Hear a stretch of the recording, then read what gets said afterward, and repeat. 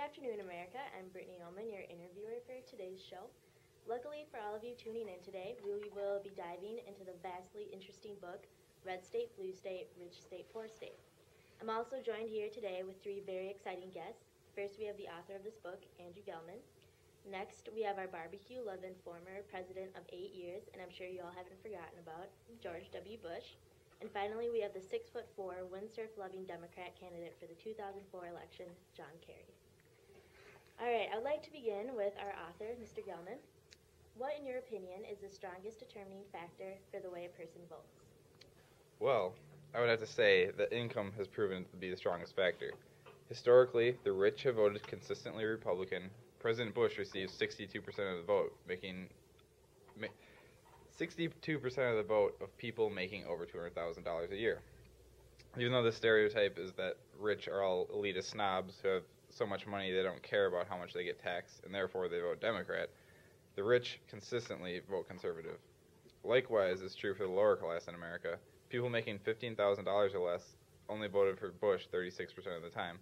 One reason why blue states are rich and red states are poor is that rich people in rich states are less likely to vote Republican, while rich voters in poor states are voting Republican over 60% of the time. People will almost always vote with their wallets. The rich want fewer taxes, and the poor want redistribution.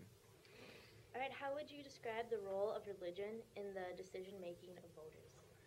Well, religion is almost as important as income when determining how a person will vote. One of the religions I studied, almost all of them showed the same trend. As a person attends more religious services, they are more likely to vote conservative. Born-again Christians and Mormons are the most likely to vote conservative. The same trend can be seen in states as a whole. The most religious states vote Republican, and the most secular vote Democrat.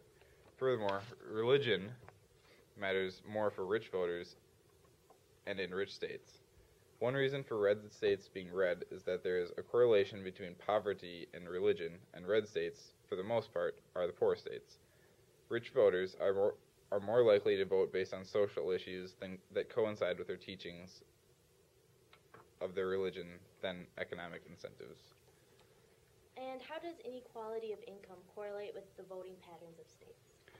Well, states with the highest inequality between the rich and the poor are more likely to vote liberal. The poor people in these states are more likely to vote for redistributive candidates. Therefore, in states with the highest inequality of income have historically Democratic voting records. The states with the highest inequality are also the richest states, which explains the reason why election history of these states is counterintuitive to the fact that rich vote Republican. For example, Bush won the top 10 poorest states in the country because they also have lower inequality, while Kerry won the 4 most wealthy states, partly because they have the highest inequality. This situation is not always the case. The flip-flop of rich states has only happened in the past 20 years, which coincides with the rise of inequality in the rich states. Flip-flop. Thank you very much, Mr. Gelman. Now to Mr. George Bush.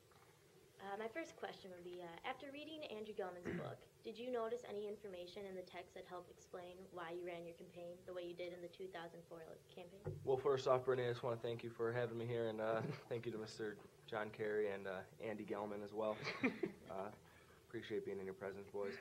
Kind of like Mr. Gelman talked about in his book, that was, I guess, information for the public. That's kind of the same stuff we looked at when we were running our campaign.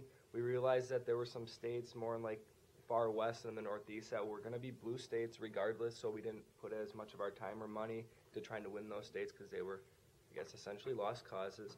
And I guess the same trend would be there are states in the south that were going to be Republican states regardless of what we did, so we kind of felt like we had a good lock in those states. What we really tried to do was really get in touch with those swing states or the states that hadn't really determined which way they were going to go. And I think our efforts paid off because we won very close elections in states like Colorado, Ohio, Florida, Iowa, and unfortunately Mr. Kerry here was able to get Pennsylvania from us, but I think we kind of tracked everything the way we thought we could, and we won the states that were, I guess, winnable. All right. Next, do you see the Republican Party gaining any ground in these blue states you talk about, specifically specifically in the Northeast, in future presidential elections? It's a sad realization, but I don't think that there is a lot of opportunity. Something that Mr. Gelman talked about in his book is polarization of the parties and voters. And I think as we go forward, we'll see that these blue states will continue to become more blue in social issues and just the way the actual representatives vote and the way the voters in those states vote. And I think the same trend will happen in red states as well, where the red states will become more red.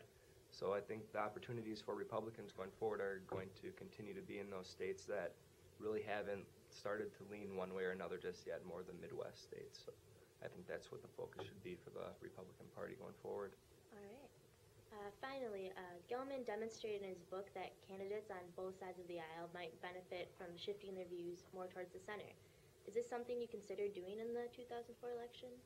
For me in the 2004 election, I didn't really think about that too much just because I was really, I guess, set on what I was trying to convey to my voters or the people who I wanted to vote for me. I wanted to take a stance. I didn't want to kind of flip-flop, go back and forth. And just looking at the numbers, I got my guys working that tell me trends and statistics and everything that way. And they basically were like, hey, you can stay where you are, and you shouldn't really, I guess that shouldn't really make or break the election for you because you're in good shape regardless. So just stick with what you went with in the beginning. And I guess like Gelman showed in his book here that yes, going a little bit more moderate can help in some elections, but for the specific 2004 presidential election, it wasn't something that I really wanted to do. Thank you very much. Now to Mr. Kerry.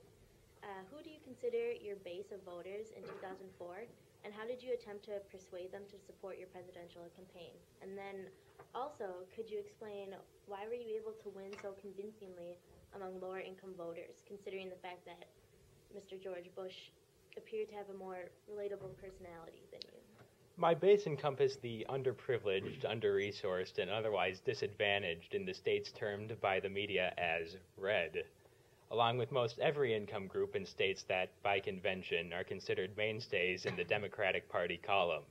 I should note, however, that even in these blue states, and particularly among the red states, I was insufficiently equipped to contend for the interest of those who regularly attend a religious service.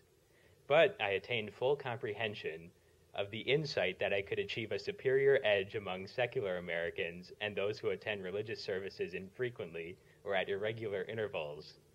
I attempted to attract the support of these individuals by bringing to light my stances on social issues.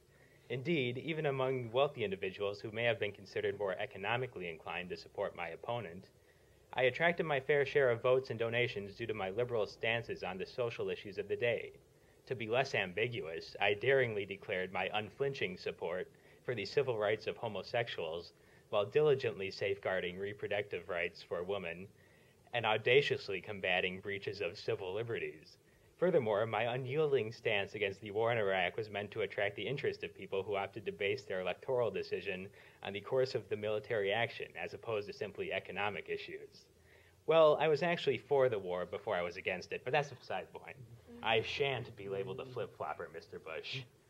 I shall now address the second part of your question. As for my appeal among lower-income individuals, despite my admittedly privileged upbringing, my laudable campaign against the Bush tax cuts and my vow to terminate these cuts and extend them to lower and middle-income individuals solidified my support among underprivileged individuals. Although my stances on social issues inhibited me from attaining the support of many disadvantaged individuals in richer states, I still became an assiduous advocate for lower-income citizens. For those of us that didn't go to Harvard, John, explain that to us. All right. I know I went to Yale. And for your next question, why was it so important to win the support of rich people in blue states, and why was it such a blow to lack the support of rich people in red states? Finances, activism, and reliable turnout make wealthy voters fundamental to any campaign, and my campaign for the presidency was hardly an exception. In my case, I was able to compete methodically for the wealthy voters in blue states and quite often managed to win a preponderance of their political affiliations and electoral determinations. But in red states, my support among the wealthy was admittedly abysmal. Therefore, while I was able to tap into a base of wealthy donors among the states friendliest to my cause, my opponent had a clear